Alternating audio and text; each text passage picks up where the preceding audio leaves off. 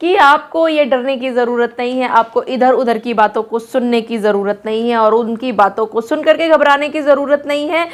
आप सिर्फ और सिर्फ किसी ना किसी वकील साहब से बात कीजिए। वकील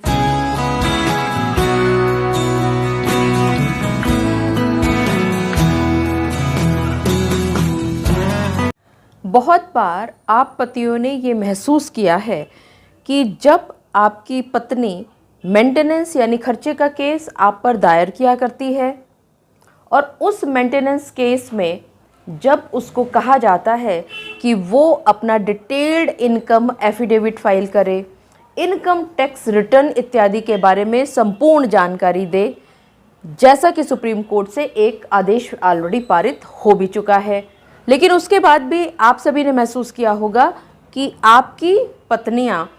कोर्ट के अंदर डिटेल्ड इनकम एफिडेविट फाइल करने में आनाकानी करती हैं, जानबूझ करके देर करती हैं, फिर भी जोर जोर से शोर मचा करके कहा करती है कि उनका खर्चा नहीं बंद रहा और आपको उसके केस के बचाव के लिए ज़रूरत होती है इनकम टैक्स रिटर्न्स की। और आपको आसपास के लोग ये कहा करते हैं कि इनकम टैक्स रिटर्न की जानकारी आप प्राप्त नहीं कर सकते, जबकि मैंने आप सभी के साथ पहले भी एक वीडियो जारी किया था और बताया था कि आप इनकम टैक्स रिटर्न अपनी पत्नी की मांग सकते हैं आरटीआई के माध्यम से। जी हाँ, आप सभी ने बिल्कुल ठीक समझा। अभी हाल फिलहाल 6 अक्टूबर 2023 को एक बहुत ही अच्छा निर्णय पास किया गया है। आइए वीडियो में देखते हैं और समझते हैं कि आखिरकार वो केस क्या था और कैसे हम उसका लाभ अपने अपने केसेस में फाइल कर सकते हैं। सबसे पहले आप सभी को इस केस का टाइटल जानना ज़रूरी होगा और वो है यश मल्होत्रा वर्सेस CDIO। और यहाँ पर जो मुख्य प्रश्न पहुँचा था सेंट्रल इंफॉर्मेशन कमीशन के सामने कि अगर किसी भी पति को अपनी पत्नी के द्वारा फाइल किए गए मेंटेनेंस केस के अंदर सबूत चाहिए या एविडेंस चाहिए और उस एविडेंस को स्थापित करने के लिए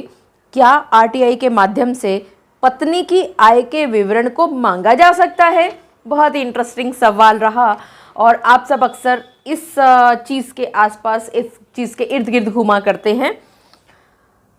लेकिन यहाँ पर आप सभी साथियों को एक बात और मैं कहना चाहूँगी कि अक्सर आप सभी लोग क्या किया करते हैं, मुझसे बात जब करते हैं तो आप ये कहते हैं कि फला वीडियो नंबर, उसका आप स्क्रीनशॉट लेकर के भेज देते हैं कि इस वीडियो में बताए गए जजमेंट का लिंक दे दीजिए। क्या ये संभव है मेरी टीम के लिए कि वो जजमेंट का लिंक देख करके आपको उस केस का टाइटल बता दें या उस केस का जजमेंट भेज सकें? आप सभी से बार बार इल्तिजा की जाती है मेरी टीम के द्वारा भी और आज मैं आप सभी के सामने भी इस रिक्वेस्ट को रख रही हूं कि अगर आपको किसी भी ऐसे जजमेंट का लिंक चाहिए जिस जजमेंट के ऊपर मैं ऑलरेडी एक वीडियो बना चुकी हूं, तो वो सभी वीडियोस टीम के पास उपलब्ध हैं, लेकिन आपको वीडियो सुनने के बाद, समझने के बाद आपको बताना होगा कि केस का टाइटल क्या है। जैसा कि इस वीडियो की शुरुआत में भी मैंने आप सभी के साथ केस टाइटल का जिक्र किया, यश मल्होत्रा वर्सेस CDIO। आइए देखते और समझते हैं कि आखिरकार इस केस में होता क्या है। पति महोदय 10 अक्टूबर 2022 को एक आरटीआई फाइल करते हैं और उस आरटीआई के माध्यम से ये मांगते हैं income details of his wife, उसकी ग्रॉस इनकम के बारे में जानकारी प्राप्त करना चाहते हैं और नेट इनकम के बारे में जानकारी प्राप्त करना चाहते हैं। और इस आरटीआई को फाइल करते हुए ये अपनी पत्नी का पूरा नाम, पत्नी का पैन नंबर और किस साल से किस साल तक की ये इनकम डिटेल्स मांग रहे हैं उसका पूरा विवरण बताते हैं। लेकिन CPIO एक रिप्लाई देते हैं इस आरटीआई के जो सूचना इन्होंने मांगी थी उसमें, और कहते हैं कि इनको नहीं दी जा सकती ये जानकारी क्योंकि किसी भी अनजान व्यक्ति को किसी अन्य व्यक्ति की पर्सनल इंफॉर्मेशन नहीं दी जा सकती। और यहाँ पर ये जिक्र करते हैं बार का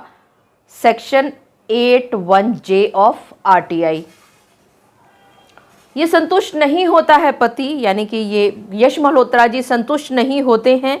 CPIO के इस रिप्लाई से, और ये फर्स्ट अपील फाइल कर देते हैं और उसमें पुनः वही सब जानकारियां मांगते हैं कि उनको उनकी पत्नी की इनकम डिटेल्स मुहैया करा दी जाए, ग्रॉस और नेट इनकम बता दी जाए, और सारा ये डिटेल्स वहाँ पर भी जमा कर देते हैं। लेकिन बहुत ही आश्चर्यजनक रूप से इनकी ये जो फर्स्ट अपील है ये भी डिसमिस कर दी जाती है, और यही कहा जाता है इसमें भी कि किसी भी व्यक्ति की पर्सनल इंफॉर्मेशन किसी अन्य व्यक्ति के साथ साझा किसी भी तरह से नहीं की जा सकती। अब ये पति यश मल्होत्रा सेकंड अपील फाइल करते हैं सेंट्रल इंफॉर्मेशन कमीशन के सामने, जिसका जिक्र हम आज इस वीडियो के माध्यम से कर रहे हैं। सेंट्रल इंफॉर्मेशन कमीशन ने सारी चीज़ें बहुत अच्छी तरह से देखी। उन्होंने ये भी देखा कि यश मल्होत्रा की पत्नी ने उनके खिलाफ 125 मेंटेनेंस का केस दायर किया है, और इन्होंने सिर्फ और सिर्फ सूचना मांगी है उस इनकम से related, net income, gross income, जो कि उनको ज़रूरत होगी अपने 125 के केस के जवाब में। साथ ही साथ यहाँ पर सेंट्रल इंफॉर्मेशन कमीशन ये कहती है कि ये भी सच है कि किसी भी व्यक्ति का पर्सनल रिकॉर्ड किसी के साथ साझा नहीं किया जा सकते, जैसे किसी व्यक्ति का नाम, उस व्यक्ति का एड्रेस, उसकी फिजिकल या नेचुरल या साइकोलॉजिकल उसका क्या स्टेटस है उस व्यक्ति का, इसी के साथ साथ किसी व्यक्ति ने कितने मार्क्स ऑब्टेन किए हैं, कौन सा ग्रेड उसने प्राप्त किया है, या किसी अन्य व्यक्ति की कोई आंसर शीट है वो नहीं शेयर की जा सकती। किसी व्यक्ति का मेडिकल रिकॉर्ड किसी अन्य व्यक्ति के साथ साझा नहीं किया जा सकता। उसकी क्वालिफिकेशन, उसकी ट्रीटमेंट, उसकी इवैल्यूएशन रिपोर्ट, उसकी कोई भी disciplinary proceedings, medicines, list of hospitals इत्यादि, ये जितनी भी डिटेल्स हैं ये सारे पर्सनल रिकॉर्ड कहे जाते हैं किसी भी व्यक्ति के। लेकिन यहाँ पर यश मल्होत्रा ने इनमें से किसी भी एक चीज़ को नहीं मांगा है इस RTI के माध्यम से, बल्कि उन्होंने सिर्फ और सिर्फ अगर डिटेल मांगा है तो इनकम टैक्स रिटर्न का मांगा है। पर्सनल इंफॉर्मेशन उन्होंने बिल्कुल भी नहीं मांगी है। तो यहाँ पर ये सारी चीज़ों को देखते हुए सेंट्रल इंफॉर्मेशन कमीशन ने पुराने बहुत सारे केसों का जिक्र किया, और अंत में आते आते ये बहुत क्लियरली ये बात कह दी कि RTI के माध्यम से यश मल्होत्रा को इनकम टैक्स रिटर्न का पूरी डिटेल दी जा सकती है, और कोई भी पर्सनल इंफॉर्मेशन यश मल्होत्रा के साथ उनकी पत्नी की साझा नहीं की जाएगी किसी भी हालत में। और ये सब बातें कहते कहते अंत में कहा सेंट्रल इंफॉर्मेशन कमीशन ने कि कभी भी किसी भी व्यक्ति का अगर मेंटेनेंस का केस किसी भी कोर्ट में पेंडिंग है तो ये पर्टिकुलर्स उनको हर हालत में दिए जाने चाहिए। और ये सब बातें कहते कहते सेंट्रल इंफॉर्मेशन कमीशन ने ऑर्डर सुना दिया पति के फेवर में, और ये कह दिया कि जल्दी से जल्दी फ्री ऑफ कॉस्ट RTI में मांगी गई सूचना यश मल्होत्रा को दे दी जाए, ताकि वो 125 का मेंटेनेंस का जो केस उनके खिलाफ लंबित है कोर्ट में, उसमें वो अपनी गवाही के रूप में इन सभी पर्टिकुलर्स को यूज कर सके। मुझे पूरा विश्वास है कि आप सभी को मेरे आज के इस वीडियो के माध्यम से ये बात भलीभांति पता चल गई होगी कि आपको ये डरने की ज़रूरत नहीं है, आपको इधर उधर की बातों को सुनने की ज़रूरत नहीं है, और उनकी बातों को सुन करके घबराने की ज़रूरत नहीं है। आप सिर्फ और सिर्फ किसी न किसी वकील साहब से बात कीजिए। वकील साहब आपको सही सटीक आपको जानकारी देंगे, और उस सटीक जानकारी के माध्यम से ही आप अपने केसेस में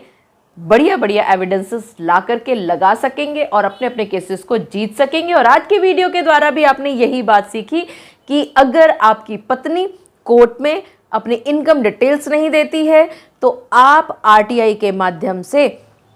इनकम टैक्स के उसके डिटेल्स मांग सकते हो, जो कि 125 का जो केस उसने किया था आपके विरुद्ध, उसमें आप एविडेंस के रूप में यूज कर सकते हैं।